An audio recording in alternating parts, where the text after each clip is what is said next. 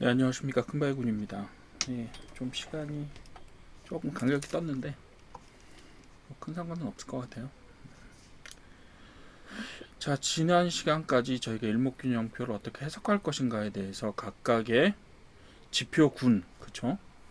예를 들면 기준선과 전환선 어떻게 활용되느냐, 후행스팬 어떻게 활용되느냐, 그 다음에 선행스팬 두 개와 구름이 어떻게 활용되느냐, 이런 부분들에 대한 이야기를 했어요. 규칙들이 매우 많고 복잡하기 때문에 그걸 다 외워서 일목균형표를 활용하신다는 게 사실 쉽지는 않아요. 왜냐하면 일목균형표만 쓰시면 상관없는데 다른 여타의 지표들도 한꺼번에 쓰신다 이렇게 되면 사실은 굉장히 고려해야 될 점들이 많아요. 근데 일단은 저희가 일목균형표만 사용을 해서 어떤 거래 시점들, 우리가 매수해야 될 시점들 혹은 매도해야 될 시점들을 판단하는 그런 간단한 예들을 몇 가지 보여드리려고 하는데, 예, 근데 일목균형표의 일반적인 규칙들도 상당히 저기가 많기 때문에, 규칙들이 많기 때문에 그거 자체를 적용하기 좀 어려울 수도 있다라는 부분들이 있어요. 그래서 간단하게, 지난 시간에 저희가 했던 것 중에서 복습만 해볼게요. 근데 복습을 할 건데 되게 어려운 복습을 제가 요구하지는 않아요. 어떻게 복습해 볼 거냐 하면 일반론만 한번 이야기해 봅시다. 그 지표 해석 기준은 위치는 단기, 장기 상승세, 단기가 장기보다 높을 때 상승세, 그리고 장기가 단기보다 높을 땐 하락세라고 말씀드렸죠. 추세는 뭐예요? 상향, 하향 보합을 가지고 추세 해석을 하고요. 제일 중요한 건 사실은 교차예요. 그래서 단기가 장기선을 교차한다. 즉 가격 뭐 이런 것들이, 그리고 가격이 뭐 예를 들면 기준선과 전환선을 다 돌파한다 혹은 구름대를 돌파한다, 이런 경우에 있어서 이거는 상승세 시작이라고 판단하는 그런 시각을 주로 해석의 주요 시점으로 본다라고 보는 거예요. 그러니까 요는 간단해요. 그러니까 그 주기가 짧은 선이, 주기가 긴 선을 돌파해서 올라갈 때가 그 어떤 변화의 시점이 된다라고 볼 수가 있겠고요. 그리고 또 다른 시점 하나는 뭐예요? 예를 들면 구름의 색이 변한다, 이런 부분들이 이제 전환의 관점이라고 보실 수 있고요. 그 이외에는 특기할 만한 사항들 몇 가지만 기억을 해두시면 돼요. 자, 특기할 만한 사항 뭐 있죠? 구름대는 뭘로 작동한다? 지지와 저항으로 작동한다. 기준선과 전환선도 각각 뭘로 작동한다?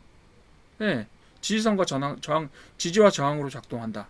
그리고 이격도를 쓰는 게 딱 한 가지 있어요. 그게 뭐냐면 후행 스팬과 가격이, 이격도가 커졌을 때 그것이 과매도나 과매수의 신호일 수 있다. 이 정도 해석 기준만 가지시면 돼요.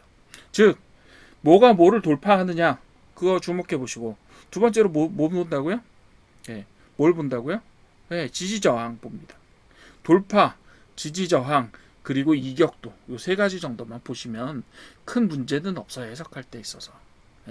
다 지금 아래에 나와 있던 모든 것들이 다 그런 것들을 해석하는 세부적인 내용들일 뿐이에요. 그냥 뭐예요?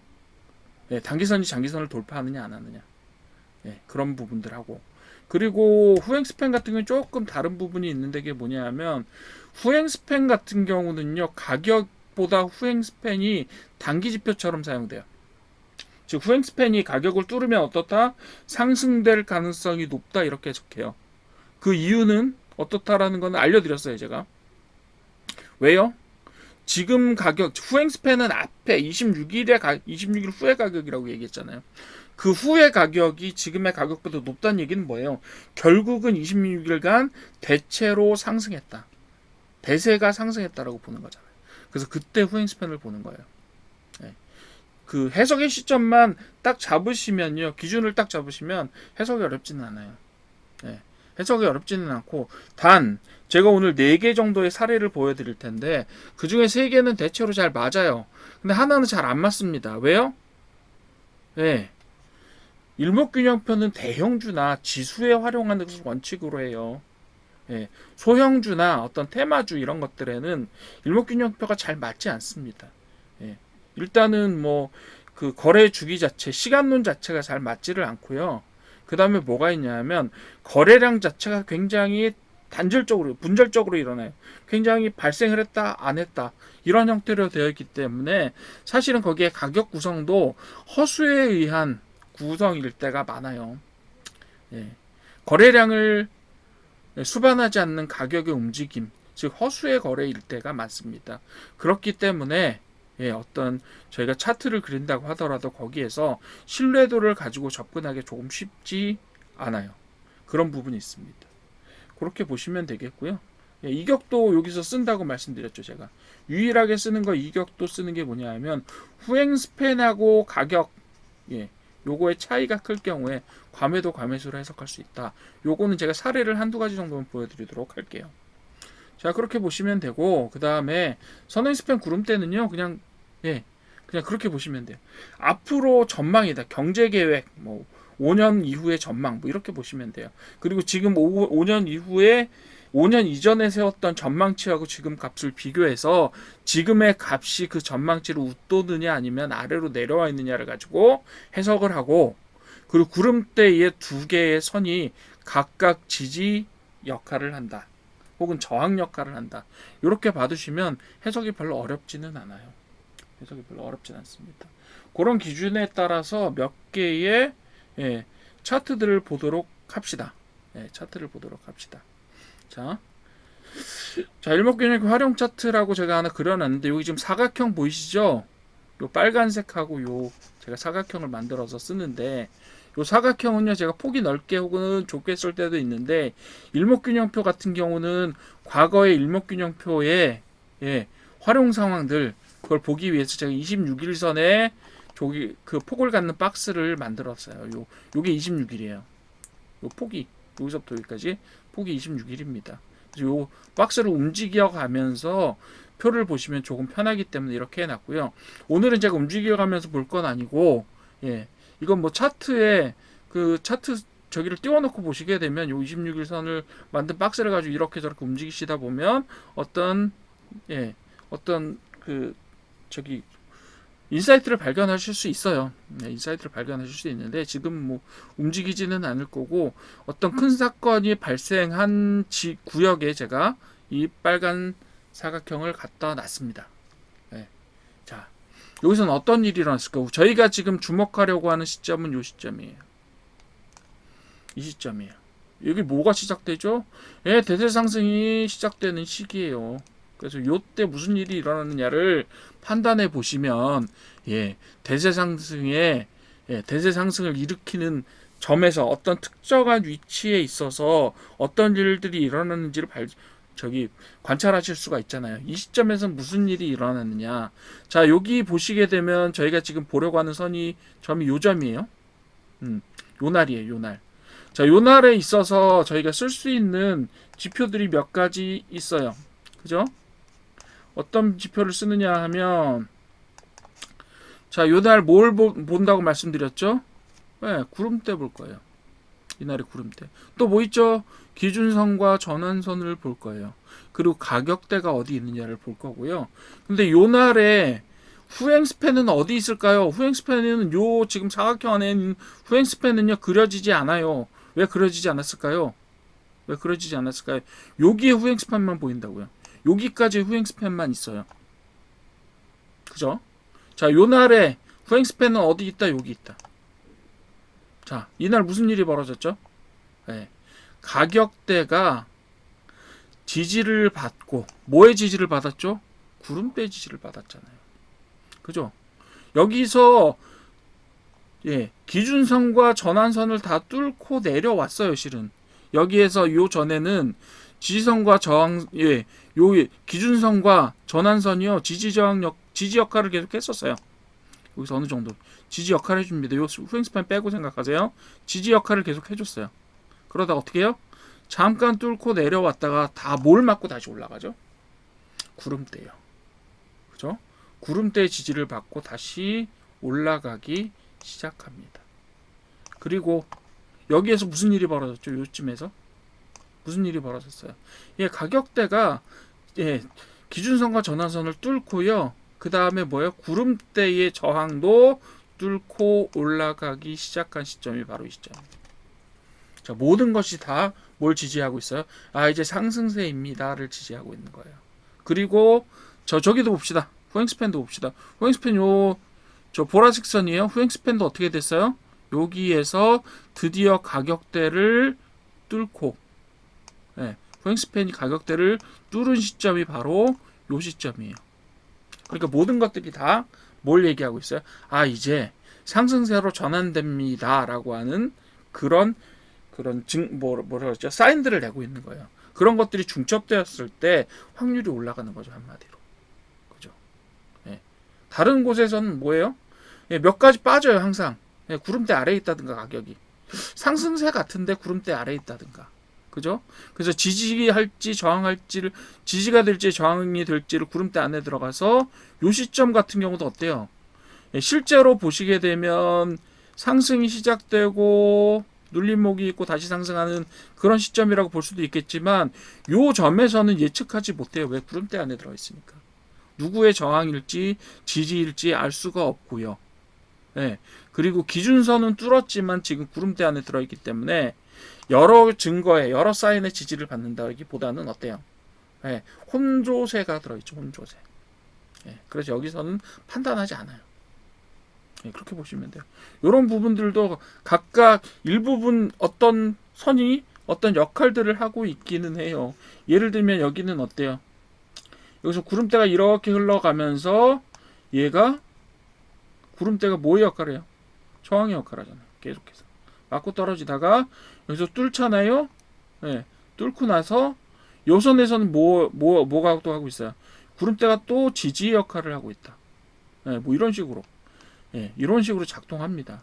각각의 어떤 역할들을 하고 있기는 하지만 모든 선과 모든 지표들이 지금 저희가 세 개의 지표를 다루고 있어요. 뭐죠? 기준선과 전환선, 그리고 후행스팬, 선행스팬 두 개와 구름대, 요 세 가지를 다루고 있잖아요. 그럴 때 요 시점이 지금 저희가 상승에 처음으로 지목했던 요 시점이 뭐다? 그 지표들의 모든 지표들이 상승을 지지하고 있는 시점이 되는 거예요. 그렇기 때문에 강력한 상승세를 이뤘고요. 그리고 여기 이격도가 상당히 되기 때문에 얘가 구름대를 뭐 저항선 지지선으로 만난다거나 하려고 하려면 사실 상당히 좀 하락대가 커져야 되는 이런 시점이 이렇게 돼야 만날 수 있으니까 일정 시점은 그 구름대와의 그 이격도를 어느 정도 유지를 할 수 있을 거라고 봅니다. 여기서 사실 더 올라갈지 아니면 떨어질지에 대해서는 아직까지는 판단하기가 조금 어렵기는 해요. 그렇긴 합니다. 어쨌든 간에 확실한 상승세가 일어나는 시점에 모든 일들이 다 발생했다. 이렇게 보시면 돼요. 이렇게 보시면 됩니다. 뭐 어렵지 않죠? 그렇게 해석하시면 돼요. 다음 페이지 볼까요? 이건 뭐 떨어지는 차트라서 떨어지는 차트고, 그리고 구름대가 계속해서 위에 있고, 그 다음에 기준선과 전환선도 위에 있고, 그리고 가격대보다 후행스팬이 계속 떨어지는 이런 형태로 되어 있기 때문에 사실은 이 시점까지는 저희가 바라볼 수밖에 없어요. 이들이 얽히기 전까지는. 요것들이 기준선과 전환선이 드디어 가격과 얽히고 후행스팬이 후행스팬은 여기 있잖아요. 그죠? 후행스팬 요 시점에서 후행스팬 딱 보시면요, 되게 재밌어요. 후행스팬하고 이격도가 최대가 되는 시점이 요 시점이에요. 이격도가 갑자기 커졌죠. 그럼 이건 뭐다? 과매수 상태일 수도 있겠네. 그러면 이제 전환의 상태로 돌아설 수도 있겠다. 이렇게 보셔도 돼요. 과매도 상태, 죄송해요. 과매도 상태라고 볼 수가 있죠. 여기서 여기 26일 정도 되니까 여기 요 폭이 26일이에요. 제가 박스 만들어 놓은 박스가 간격이 다 26일이니까 과거의 어떤 기준들을 해석하실 때는 요 박스를 기준으로 해서 요 정도면 26일 선 정도가 되겠네라고 판단하시면 돼요. 요 일이 일어나고 요 시점에서 뭐가 얽혀요? 기준선과 가격대와 가격과 그리고 전환선이 얽히잖아요. 후행스팬은 여기는 없어요. 지금 이 시점에는 후행스팬이 여기 없습니다. 그림이 없어요. 그러니까 후행스팬은 없다고 생각하세요. 그렇게 해석하시면 돼요. 여기서 얽히는 거. 자, 얽히는 건 뭐죠? 여러분들, 예를 들면 이평선 같은 경우 그걸 보고 뭐라고? 수렴한다라고 얘기하잖아요. 그죠? 수렴한다라고 얘기하죠. 그리고 전형적인 여기에서 보여지는 하락에서 보여지는 요 모양이요. 어떻게 보면 지금 요거를 가지고 정확하게 뭐라고 이야기하지는 않았을 거예요. 책에도. 그렇긴 하지만 여러분들 요 그림, 이 그림들을 보고 보통 뭐라고 이야기해요? 역배열이라고 얘기하잖아요. 역배열의 전형적인 모양들을 가지고 있잖아요. 역배열이다가 어때요? 역배열이다 수렴하는 순간에 드디어 이제 대세 하락선이 멈추고 뭔가 변화가 일어나려고 하는 건가 보다. 이렇게 판단하실 수 있잖아요. 그러면서 어떻게 돼요? 여기서 대세 하락이 멈추고 이제 박스권에 들어가죠. 박스권에 들어가. 요 박스권에서. 요 박스권은 단기로 판단을 해서 사실은 다른 그 모멘텀 지표 같은 것들을 활용하시거나 아니면 그 다른 그 지표들을 다른 어떤 보조 지표들을 활용하시는 쪽이 조금 더 유리하기는 해요. 이런 박스권에서 쓴 지표들이 있잖아요. 그런 지표들을 활용하시는 게 더 유리하고 일목균형표 같은 경우는 여기서 사용하시기에는 좀 주기가 깁니다. 그렇기는 해요. 그렇다고 하더라도 어쨌든 간에 요 시점, 제가 박스 쳐놓은 앞부분 시점 있죠. 요 시점에서 나타나는 일들을 보시게 되면 일단은 뭐예요? 구름대가 지금 내려와 있고 요 구름대가 어떻게 돼요? 지지선으로 작동하고 있잖아요. 계속해서. 보이시죠? 지지선으로 작동하고 있잖아요. 그리고 단기적이지만 여기서 무슨 일이 일어나느냐 하면 기준선과 전환선 위로 가격대가 뚫고 올라갔다가도 다시 내려왔다가도 얘가 지지선으로 작동을 하니까 어쨌든 간에 이런 식으로 작동을 하고 있고 여기서 잠깐 뚫었고요. 지금 이 시점에서는 어떻게 될지 모르는 혼조세기는 해요. 지금 판단하기는 어려워요. 그렇긴 한데 어쨌든 간에 지지선의 역할들을 어느 정도는 하고 있다라고 판단을 하실 수가 있어요. 그리고 여기서 봐야 되는 거는 상승의 시점은 없잖아요. 여기는. 그죠? 그래서 어떻게 되느냐? 어떻게 되느냐 하면 여기서 전환이 어느 시점에서 나타나느냐라고 하는 요 시점을 봐주시고 그리고 여기에서 단기적으로 상승의 시점이 나타났을 때 가격대가 구름을 뚫고 그죠? 구름을 위로 돌파하고 그 다음에 기준선과 전환선도 돌파해서 단기적인 고점들을 만들어낼 수 있다. 전체적으로 박스권 이렇게 보시는 그런 해석 방법들이 있을 수 있어요. 근데 이렇게 이게 일목균형표의 아주 표준적인 해석 방법은 아니에요. 해석 방법은 아니고요. 그렇긴 하지만 어쨌든 표를 보고 일목균형표를 이용해야 한다라고 하면 이 정도의 관점들은 여러분들이 가지실 수가 있게 되는 거죠. 세 가지 관점 얘기했어요. 여기서 어떻게 했죠? 가격이 다른 지표들을 돌파할 때 요 시점이요. 그리고 전환이 일어날 때 무슨 일이 일어났다고요? 기준선과 전환선과 구름대가 얽혀요. 구름대는 여기 있어요. 죄송합니다. 구름대는 여기 있으니까 일단 기준선과 전환선이 얽혀요. 그리고 또 무슨 일이 일어났죠? 이 시점에 전환이 일어날 때 과매도처 같은 현상, 즉 뭐예요? 후행 스팬과 가격대의 이격이 되게 커졌잖아요. 그런 시점에서 뭐가 일어났죠? 여기서는 구름대는 사실 위에 있기 때문에 얘는 어떤 전환의 시점이 되었다라는 지표를 지지해 주지는 않아요. 하지만 적어도 2개 이상의 지표가 여기에서 얽히면서 어떤 작은 신호들을 발생시키고 있는 거죠. 결국은 제가 말씀드렸잖아요. 3개의 지표군들은 각각 차원이에요. 다른 변수군들이라고 볼 수 있어요. 그렇기 때문에 그 변수군들이 어때요? 하나가 있으면 약한 신호, 2개가 얽히면 조금 이거는 의미심장하게 봐야 될 신호가 되겠고요. 3개가 얽히면 상당히 높은 수준의 신뢰도를 가진 신호라고 볼 수가 있어요. 일목균형표는 이렇게 해석하시는 게 맞습니다. 3개가요, 이렇게 되게 유기적이진 않아요. 각각의 의미들을 갖고 있잖아요. 그죠? 과거 시점에서 현재 시점과의 추세 차이는 후행 스팬이 보여주고 있고요. 그리고 장기적인 대표값들, 그래서 단기 대표값과 중기 대표값의 비교를 통해서 그것의 대표값들이 가격과 어떤 관계를 형성하고 있느냐가 뭐예요? 기준선과 전환선이잖아요. 마지막으로 그런 대표값들을 26일 후로 보내서 예측값을 만들어내고 그 예측치와 현재의 가격이 얼마나 떨어져 있는 위에 있느냐 아래에 있느냐 혹은 얘가 장기적으로 돌파를 한 상향으로 돌파하느냐 하향으로 돌파하느냐 이런 것들이 구름대의 역할이잖아요. 그죠? 그 시점이 각각 달라요. 26일 전, 26일 후, 26일 현재. 그 세 가지로 달라요. 그 각각 세 가지들이 뭘 이루고 있어요? 하나하나의 지표의 의미 단위를 이루고 있기 때문에 그 의미 단위들이 중첩되면 신뢰도가 더 높아지는 거고요.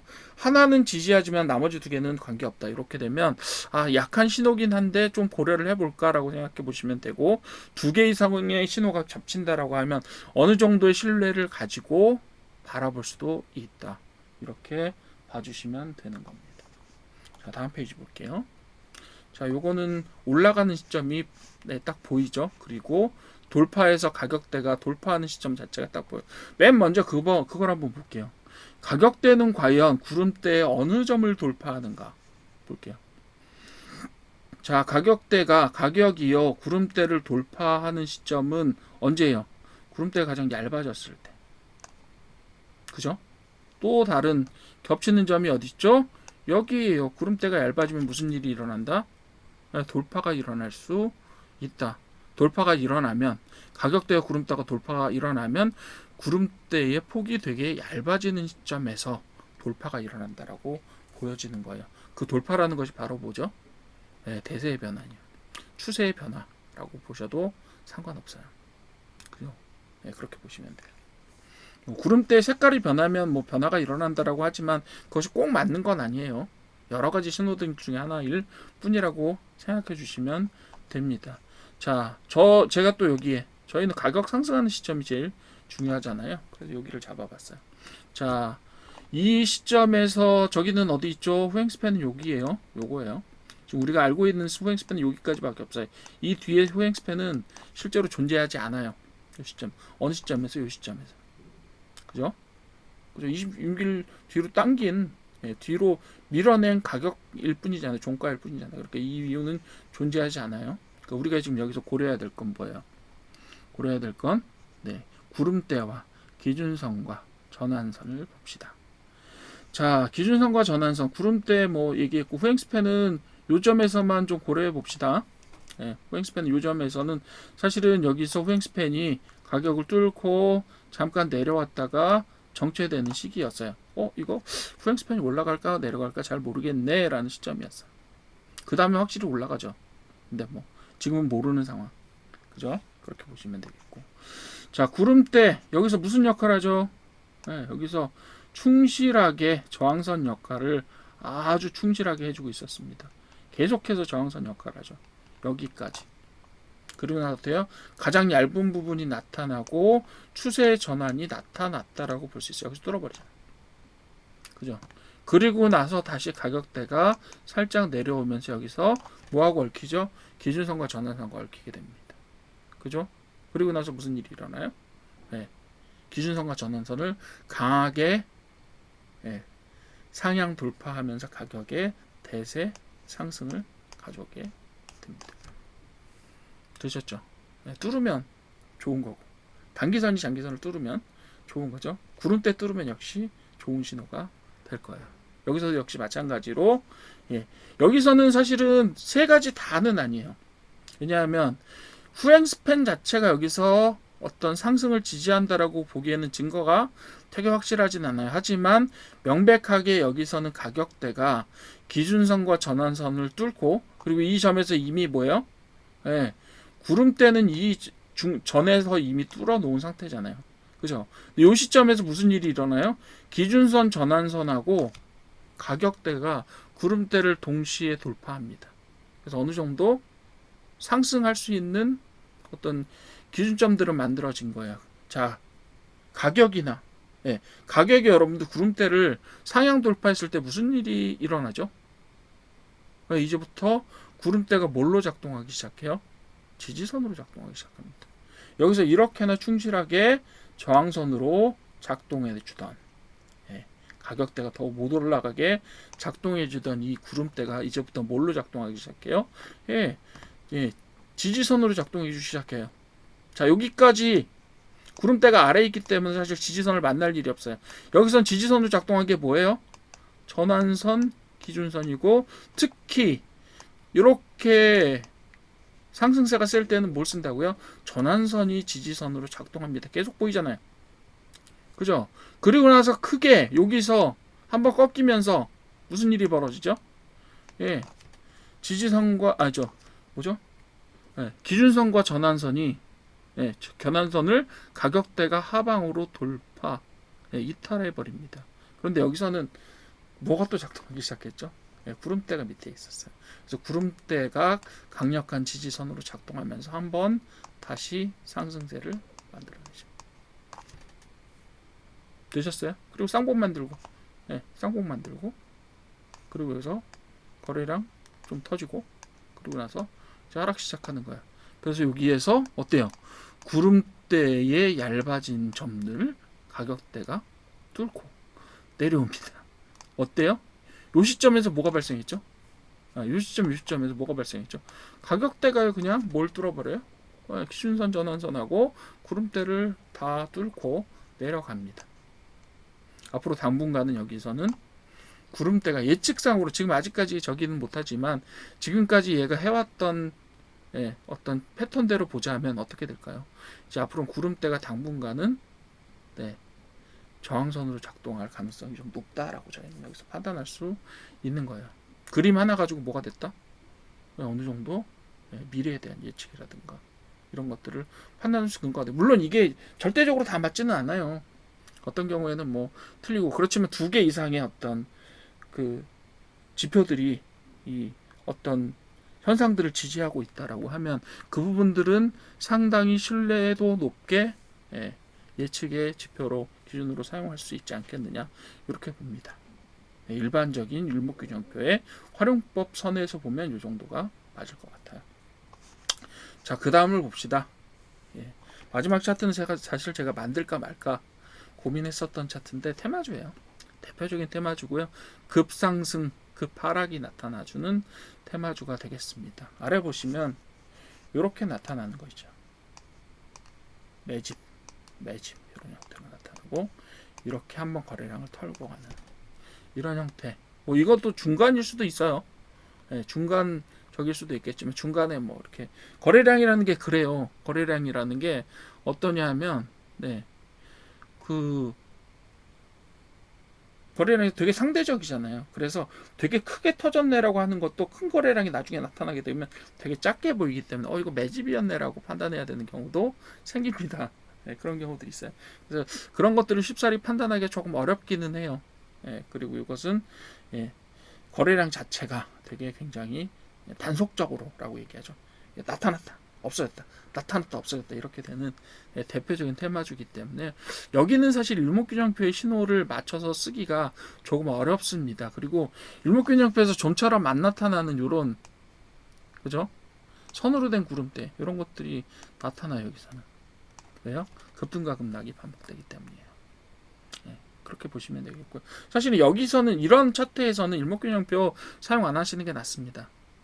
그거는 대형주 혹은 좀 안정적인 거래량이 밑받침되는 그리고 수요와 공급의 법칙이 어느 정도 맞아 나가는 즉 세력들의 어떤 의도가 작동하는 것보다 이런 경우에는 뭐라 그랬어요? 시장의 일반적인 원인이 아니라 뉴스라든가 아니면 재료라든가 이런 것들이 훨씬 더 강력하게 작동하는 즉 시장의 수급 외의 조건들이 강력하게 작동하는 종목이에요.